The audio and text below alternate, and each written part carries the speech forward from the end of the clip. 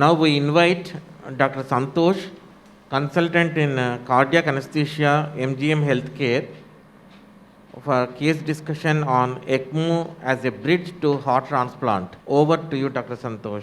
Good afternoon, everyone. And now, first of all, I want to thank Bala sir and Suresh Rao sir for giving me this opportunity.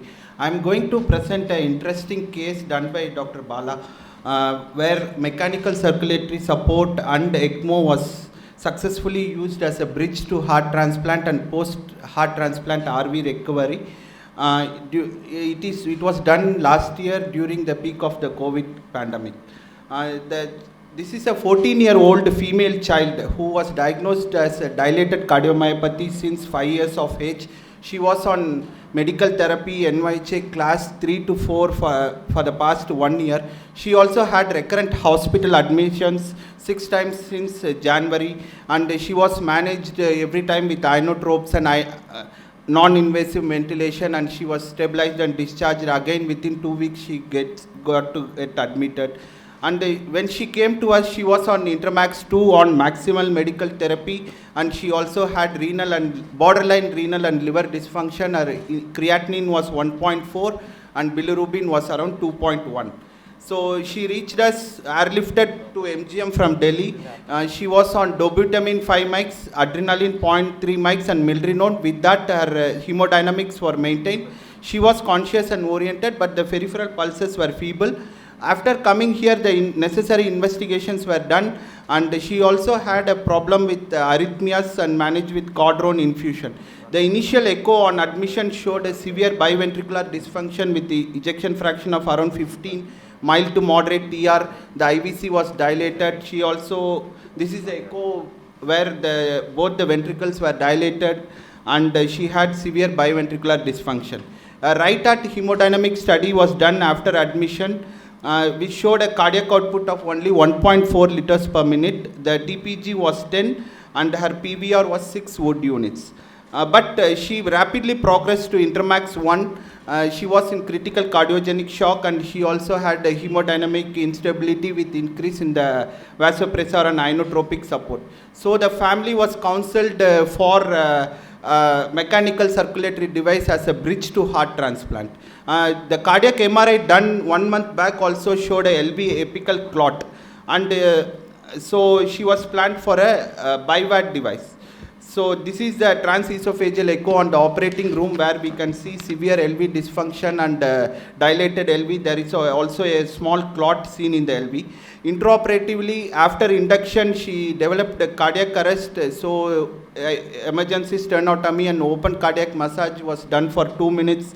Went on emergency CPB. LV declotting was done. Initially, LVAD Centrimag was initiated, and even with maximal inotropic support, she had severe RV dysfunction. So Centrimag was put on the right side to support the RV failure, and she also had severe bleeding. And after around 12 to 14 hours of surgery, she was shifted to ICU with the supports of noradrenaline. This is the next post-op day thoracic echo showing the BiVAD in situ, and she in the ICU she also had labile hemodynamics. She was on mechanical ventilation.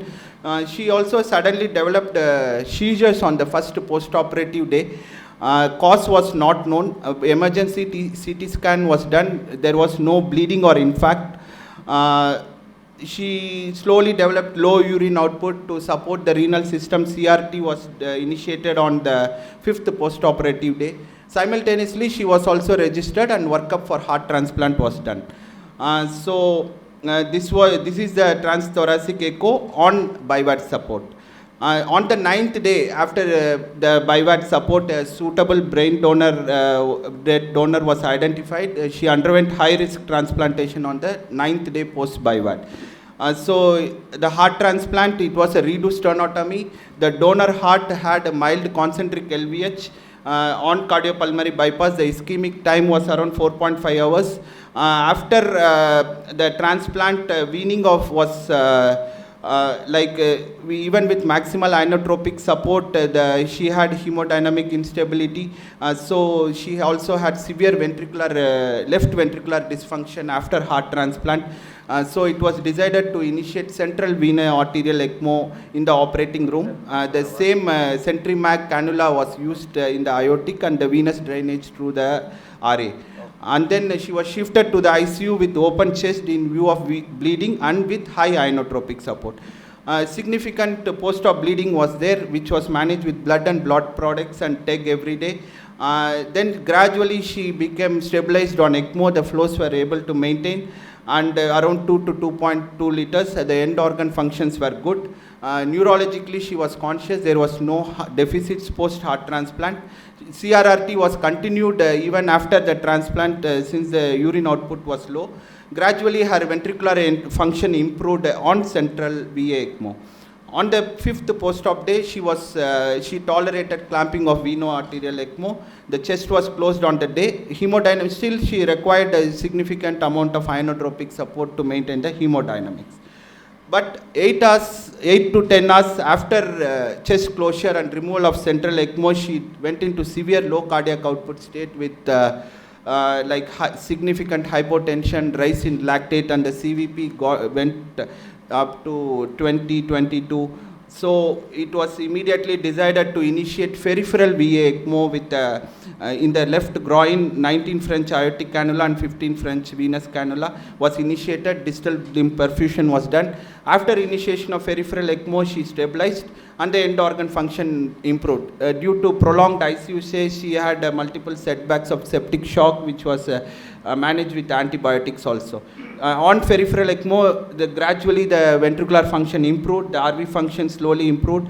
So on the 14th post-operative day, that is 6th day after initiation of peripheral ECMO, she was weaned off peripheral vena ECMO and she was managed with inotropes.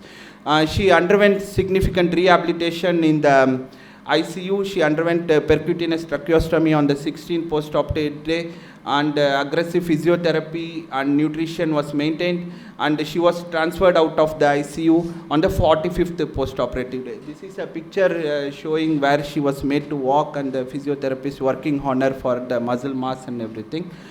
And then transferred out of ICU on the 45th post-operative day. The tracheostomy was decannulated on the 60th day, and before discharge, endomyocardial biopsy was done, which showed no rejection. On discharge, she had good LV function, good RV function. There was mild TR. This is a picture taken on the day of discharge. So the take-home message will be, as per ELSO registry, there is 70 to 80% of survival. Primary graft failure after cardiac transplant. Early initiation is very crucial for improvement of the RV function, and successful weaning is a multifactorial process, entails evaluation of all the cardiac, hemodynamic, respiratory and end organ function.